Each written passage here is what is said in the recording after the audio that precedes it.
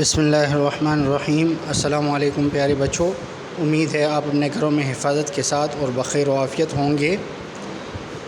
آج اسلامیات کا جو درس ہم پڑھ رہے ہیں وہ حدیث نمبر 2 ہے۔ اس سے پہلے ہم نے تیسرے حصے میں سے جو موضوعاتی مطالعہ تھا اس میں سے قرآن مجید کا چیپٹر پڑھا تھا، جس میں 3 باتیں تھیں۔ نمبر 1 تعارف، نمبر 2 حفاظت، اور نمبر 3 اس کے فضائل کے بارے میں ہم نے پڑھا تھا۔ پھر اس کے سوالات جوابات بھی ہو گئے تھے۔ اس سے پہلے جو کلاس ہوئی تھی وہ اس میں ہم نے حدیث شروع کی تھی، جو دوسرا حصہ ہے اس کتاب کا۔ تو حدیث نمبر 1 افضل الاعمال لا الہ الا اللہ و افضل الدعاء الاستغفار، یہ ہم نے پڑھ لی تھی پچھلی کلاس میں، جو صفحہ نمبر 27 پر ہے۔ آج ہم دوسری حدیث پڑھیں گے۔ دوسری حدیث ہے طلب العلم فریضۃ علی کل مسلم۔ یہ دوسری حدیث آج ہم پڑھیں گے۔ اس کا ترجمہ، اس کا تشریح اور اس کی مکمل ڈیٹیل آج ہم پڑھیں گے۔ حدیث نمبر 2 ہے طلب العلم فریضۃ علی کل مسلم۔ طلب العلم فریضۃ علی کل مسلم۔ ترجمہ: علم حاصل کرنا ہر مسلمان مرد و عورت پر فرض ہے۔ تو یہ اس کا ترجمہ ہو گیا۔ تشریح: اس حدیث مبارکہ صلی اللہ علیہ وسلم میں حضور پاک صلی اللہ علیہ وسلم نے علم حاصل کرنا ہر مسلمان پر فرض قرار دیا ہے۔ تو ہر مسلمان کے لیے فرض ہے کہ وہ اتنا علم حاصل کرے کہ اس کی 24 گھنٹے کی زندگی اللہ تعالیٰ کے احکامات اور نبی کریم صلی اللہ علیہ وسلم کے سنت کے مطابق گزار سکے۔ اب علم کا مفہوم کیا ہے؟ علم کا مفہوم، علم کے لغوی معنی جاننا یا آگاہ ہونا، کسی چیز کے بارے میں آگاہی حاصل کرنا، اس کے بارے میں جاننا۔ تو یہ کیا ہے؟ یہ علم کے لغوی معنی ہو گئے ہیں۔ دینی اصطلاح میں یعنی دین اسلام میں علم سے مراد اتنی آگاہی یعنی علم حاصل کرنا، اتنی آگاہی حاصل کرنی ہے جس کے تحت ایک مسلمان اپنی روزمرہ زندگی اللہ تعالیٰ کے احکامات اور نبی پاک صلی اللہ علیہ وسلم کے مبارک طریقوں پر گزار سکے۔ اب انسان کی زندگی کا مقصد کیا ہے؟ اللہ نے خود فرمایا وما خلقت الجن والانس الا لیعبدون۔ اللہ فرماتے ہیں کہ میں نے پیدا نہیں کیا جن اور انس کو مگر اپنی عبادت کے لیے۔ تو گویا کہ اللہ تعالیٰ کے احکامات اور نبی کریم صلی اللہ علیہ وسلم کے مبارک طریقوں پر زندگی گزارنا یہ ایک مسلمان کے لیے اولین ترجیح ہے اور اولین فرض ہے اس کے لیے۔ اصول علم کی اہمیت۔ اب علم کی اہمیت کیا ہے؟ انسانی فطرت کا بنیادی تقاضا ہے، یعنی اس کو یہ معلوم ہونا چاہیے کہ انسان کو اللہ نے کس طرح پیدا کیا، اس کائنات کو پیدا کیا، اور پھر اس کائنات میں جو چیزیں ہیں اس کے لیے فائدہ کون سا ہے، اس کے لیے نقصان کون سا ہے۔ تو اپنی ذات اور کائنات کے جو چیزیں ہیں اس کے بارے میں اس کو علم حاصل ہونا چاہیے۔ انسانی فطرت کا بنیادی تقاضا ہے کہ اسے اپنی ذات اور کائنات کے بارے میں ہر اچھی اور بری بات کا علم ہو۔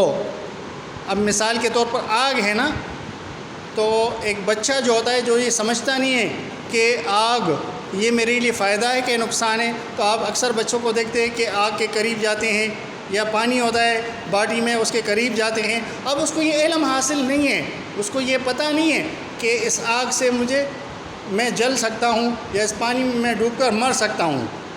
تو اسی طرح انسان کو بھی کائنات کی جو چیزیں ہیں اس کے بارے میں علم حاصل کرنا یہ ضروری ہے۔ علم کے بغیر نہ تو انسان دنیا میں ترقی کر سکتا ہے اور نہ ہی عبادات اور معاملات کے بارے میں درست جانکاری حاصل کر سکتا ہے۔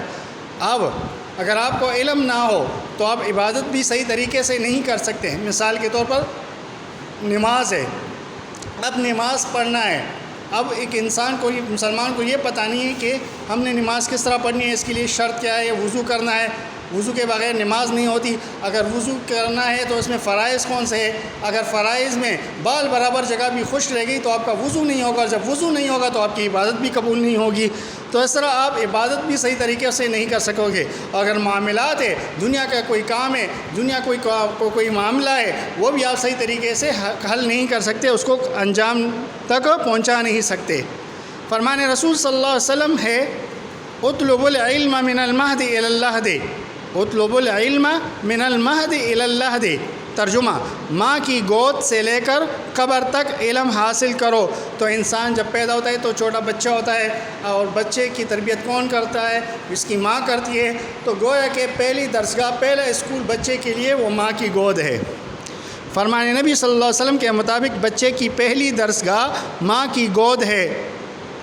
علم روشنی ہے. جس طرح آپ کو پتہ ہے کہ صبح کے وقت سورج طلوع ہو جاتا ہے تو پوری دنیا میں روشنی آ جاتی ہے اور ہر چیز واضح نظر آتی ہے. تو اس طرح جس کے پاس علم ہوتا ہے تو اس کو بھی ہر چیز واضح ہو جاتی ہے. جبکہ جہالت تاریکی ہے. جہالت کیا ہے؟ یہ اندھیرا ہے. اندھیرے میں لوگ اس کو نقصان پہنچ سکتا ہے. اس کو کسی چیز کے بارے میں علم نہیں ہوتا تو اس کو نقصان پہنچاتے ہیں. اللہ تعالیٰ کے لیے علم حاصل کرنا نیکی ہے. اللہ تعالیٰ کی رضا کے لیے علم حاصل کرنا کیا ہے؟ یہ نیکی ہے. علم ہی کی وجہ سے مسلمان تمام دنیا پر چھا گئے تھے. جب تک مسلمان قرآن اور حدیث پر عمل کرتے تھے تو ان کا ایک نام تھا، ان کا رعب و دبدبہ لوگوں کافروں کے دلوں میں بیٹھ گیا تھا. اور جو ہی ان کے نام سنے جاتے تو اس پر کب کبھی طاری ہو جاتی تھی اور پھر وہ ڈر کے مارے باہر نہیں نکلتے تھے. لیکن جب مسلمانوں نے قرآن مجید کی تعلیمات کو چھوڑا اور علم کی روشنی سے دور ہوئے تو زوال کا شکار ہو گئے. جب انہوں نے قرآن مجید کی تعلیمات کو اور حدیث کو چھوڑ دیا تو پھر وہ زوال کا شکار ہو گئے اور اس طرح ان کو نقصان پہنچنا شروع ہو گیا. اور یہی وجہ ہے کہ آج مسلمان کفار کے غلبے میں، ان کفار کیا ہے؟ یہ غالب ہے ان پر اور مسلمان مغلوب ہے. اب یہ کافر جو کہتے ہیں وہی مسلمان کرتے ہیں. اپنی مرضی سے وہ کوئی معاملات نہیں کر سکتے. پاکستان میں حصول علم کا تناسب، ہمارے ملک میں لڑکوں کے مقابلے میں لڑکیوں کی تعلیم کا تناسب نصف ہے. یعنی اگر 100 بچے پڑھتے ہیں لڑکے تو 50 لڑکیاں پڑھتی ہے. تو اس لیے ہمیں چاہیے کہ ہم ان کے تعلیم و تربیت پر توجہ دیں تاکہ ایک معاشرہ اچھے طریقے سے پلے پھولے اور اس طرح ایک اچھے نسل کو وہ ابھار سکے. اس لیے ہمارے لیے بہت ضروری ہے کہ ہم لڑکیوں کی تعلیم و تربیت پر بھرپور توجہ دیں تاکہ کوئی لڑکی ان پڑھ اور جاہل نہ رہے. تو دیکھیں، اگر بچی جو ہے وہ تعلیم یافتہ ہوگی، تربیت یافتہ ہوگی، اس کی صحیح طریقے سے دیکھ بھال ہوئی ہوگی، اس کو علم سکھایا ہوگا، اس کی تربیت کی ہوگی، تو تاکہ کوئی لڑکی ان پڑھ اور جاہل نہ رہ جائے. نبی پاک صلی اللہ علیہ وسلم علم میں اضافے کے لیے یہ دعا فرمایا کرتے تھے. کون سی دعا ہے؟ اللہم انی اسألک علما نافعا. ہم نماز میں پڑھتے ہیں نا، یا اور دعاؤں میں ہم اس کو بھی شامل کر لیں. اللہم انی اسألک علما نافعا. ترجمہ: اے اللہ، میں تجھ سے نفع دینے والے علم کی درخواست کرتا ہوں. تو یہ آج آپ کی دوسری حدیث بھی ہو گئی ہے. اس حدیث کو کئی عبارت اور اس کا ترجمہ اچھے طریقے سے یاد کرے. اللہ ہم سب کا حامی و ناصر ہو. السلام علیکم.